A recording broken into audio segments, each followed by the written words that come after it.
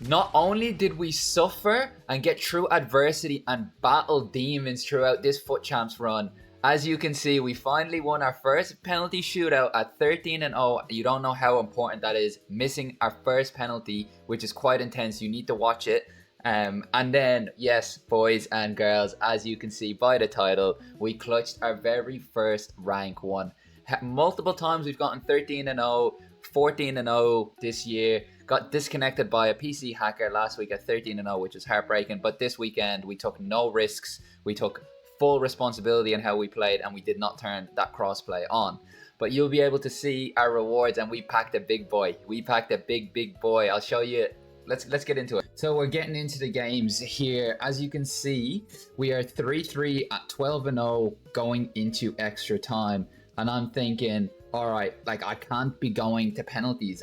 I'm just not a good penalty taker, but we get a goal here by using obviously the OP corner glitch that needs to be patched. Mainio comes up clutch and scores for us. We're literally on dreamland, because the last thing I want to do is go to a penalty shootout, because I am woeful. For any of you who've watched me and continue to watch me on lives and stuff and know I miss penalties consistently, I don't know what it is.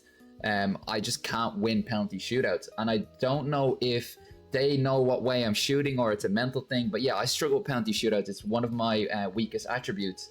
But as you can see, we're taking the lead. There's only 6 minutes left. Boom, he comes down the line, scores basically instantly, makes it 4-4.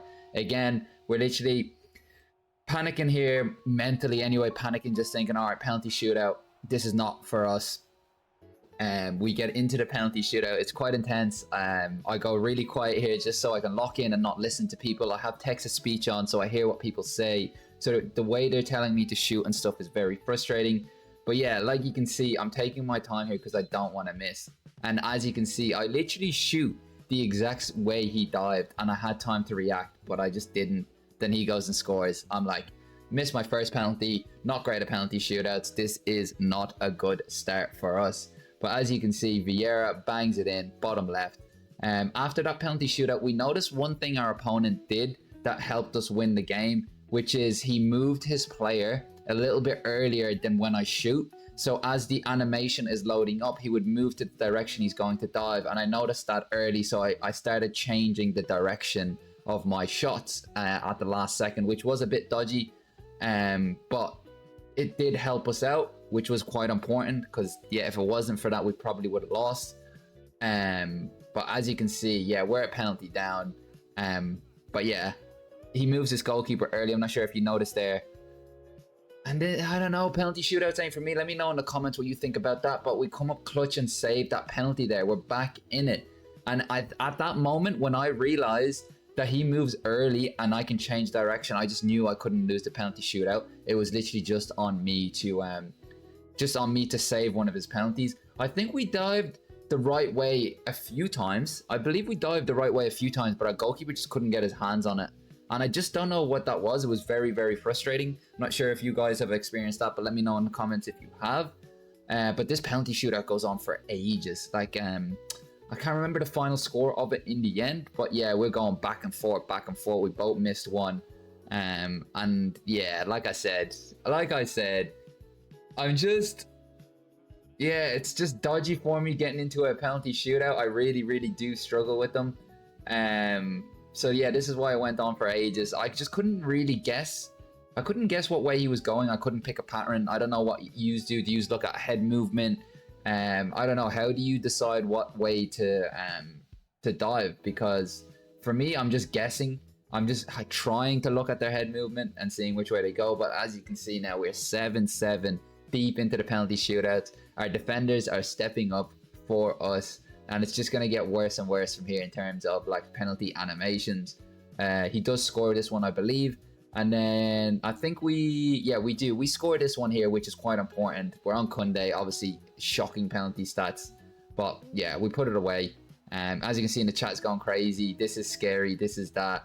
And then, yeah, boom. We save his penalty. We win 13-0. We win our first penalty shootout of the year in one of the most brutal ways imaginable. Like, I don't know. It was a special moment. It was like, at that time when it was 13-0, I was just like, this is the moment. This is the one. Because the week before that, like I said, we were 13-0 and we were playing on Xbox, and we had to turn crossplay on because I think we searched for a game for about 40 minutes and could not find a game, which was very, very frustrating.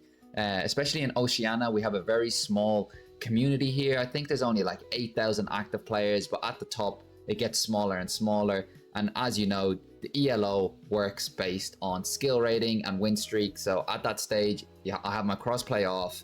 I'm on Xbox. There's already less people that play on Xbox. And yeah, the ELO was crazy out the roof. So we had to turn crossplay on and we lost at 13-0.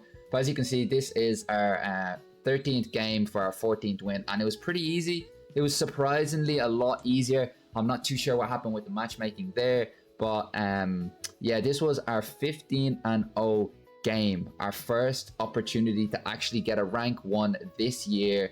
And yeah, we were kind of nervous. We went into the game without a plan really, but we went 1-0 down pretty early on, 28 minutes, which is not a big deal. In FIFA, you concede, the game is long, you can score. So I was like, yeah, it didn't really panic me. I was like, we're 1-0 down. We had a few chances before that. Our opponent is good, but I don't think he's better than us. And unfortunately, then he comes down the line, bad defending for me. And Kunde just could not mark the ball. I'm 2-0 down now. 2-0 down, 2-0 down, 43 minutes in. And then, yeah, boom, 3-0 down. And at this stage, I'm thinking, how am I going to pull this out the bag? And then someone in chat said to me, if he can score 3, why can't you? So I scored 1 into X going into the second half, 52nd minute. And I'm like, all right, game on, baby. And I think instantly, literally 2 seconds later, he uses the enforcer. I move my goalkeeper. I'm 4-1 down. You can see my head has dropped. I'm thinking, holy, how do we pull this out of the bag? People are just saying, I'm washed, whatever, this, that. But then, yeah, we bring it back to 4-2. Pena does her magic, and I'm thinking, all right, I can definitely do this. This is us. Sama Palalero comes down the line with the paella and makes it 4-3 for us, 82nd minute. And we look at that phenomenal pass from Pena to Graham Hansen, her fellow colleague. Make it 4-4 in the 82nd minute after being down 3-0 for 50 minutes of the game. And then, yes, we go down again in extra time to 5-4.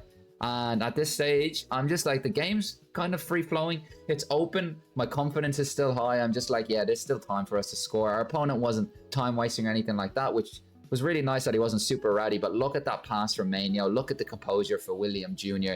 to score. Make it 5-5. There's 5 minutes left. More composure from me. And then we put the nail in the coffin. 6-5. At this stage, I'm celebrating like crazy. I'm going crazy. Like, just to win that penalty shootout, to be 3-0 down in our final 15-0 game, and then we win 6-5 in extra time. Chat going crazy, Big Gibber, Aura, someone saying, text him, call him a bum, which is, yeah, no, we weren't going to do that. He actually, do you know what? I lie about our opponent not time wasting. He started time wasting in the 65th minute, actually. And at that stage, we were 4-1 down, which was very, very annoying. But we did our badge glitch before we opened our packs, which for me is I changed my club badge and then I click the help cancel and then I open our UEFA guarantee pack and wow, oh wow, what comes out of this? Our very, very first pack and our 15-0 actually felt like it actually meant something and it was worth it. We got Champions League Saliba in the first pack, like probably the best defender in meta rating currently on the game, and it's a live card, so he could potentially go up all the way to 90 rated with 83 pace, 91 defending, and like 87 physical with playstyle pluses. Yeah, this card is crazy. This card will be in my team until February, March, or whatever. At that stage, I was thinking, right, no matter what else comes out of the rest of these packs, I actually just genuinely just don't care because I've just packed the best card in the promo, basically, other than maybe Eden Hazard, let's say. Eden Hazard probably definitely is better, but to get a centre back is quite important. I know we all want attackers and stuff like that, and yeah, I'm checking his price out. He's going for 1.4 mil. Even if he was tradable, I was going to say I wouldn't sell him. I probably would sell him and potentially buy him back. But yeah, let's get into the rest of the packs. The rest of the packs weren't really great for me. They were kind of doo-doo, but like I said, you get Saliba in your first pack and you're on La La Land, so you don't even care. You genuinely just don't even care what you're getting. The vibes were high anyway. But like I said, the pack glitch works. The pack glitch works. But yeah. Let's see who we get in the next pack. I don't believe the UEFA Prime guarantee packs, the rest of them had anything else. It would have been cool to get another Champions League card, but it was just Europa cards. I'm guessing that was Bukambu that we got. I'm going to hold on to the Champions League cards since they're live and they get upgraded, meaning higher fodder later on to do other SBCs. So I mean, there's no point discarding them now or really using them for any SBC, especially if they get promoted. But we jumped into the 10 by 83 and we got a walkout, which was surprising because those packs are stinky. And you know EA don't like to pay out. But I can't remember who we got in this pack. I know this is Pahor, which would have been nice to get this week with her new promo card, obviously, the low driven. But yeah, I'm not even sure who this guy is. He's just sitting in my transfer list at the moment. He looks like he does not look like a card that I would use. He just looks like a bum. So dead set, all the bums just go to transfer target. Nothing exciting about them. But yeah, I can't believe we got 15-0. I don't know, chat, what you feel about this new gameplay. I know EA have just recently dropped a new patch off as well, which they said they nerfed the AI defending, but it doesn't really feel like the game has changed much. But like AA9 Skills said, we are here being beta testers for EA. Like, EA should not need to be dropping a new patch every single week to fix the game. The game should be an end product that we get and we play without any problems. But the fact that they're coming in and tweaking the game consistently, meaning they've just released a game that was never finished, which is not good, which is not good at all. Like, the only things really I personally think that needed to be fixed was the kickoff glitches were obviously cooked. The corner glitches were cooked and they've finally been fixed. But they're the only two things that really, maybe slightly increased the defenders' agility to turn, because they all felt like buses and everyone was conceding. But I don't think EA should have gave in to the complainers. I don't know, the next thing to kind of go at the moment, which I think EA will do, is they're going to remove goalkeeper movement. I don't know how everyone feels about that, but personally I don't think goalkeeper movement should be in the game, or it should be slightly nerfed because it's way too overpowered.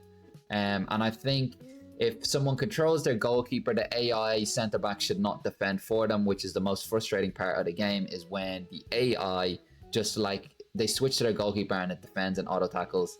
But as you can see here, 85 by 10, absolutely garbage. Imagine not even a promo in an 85 by 10. Literally just straight fodder, straight doo-doo. But if we didn't get Saliba, the rank 1 would not have been worth it. Yeah, it's cool to have a rank 1, but overall the rewards were a bit of an L, bit of a shame. We did get Nico in there, which I think was like 60k. But yeah, that was pretty much it for the packs and this video. It's been amazing having yous.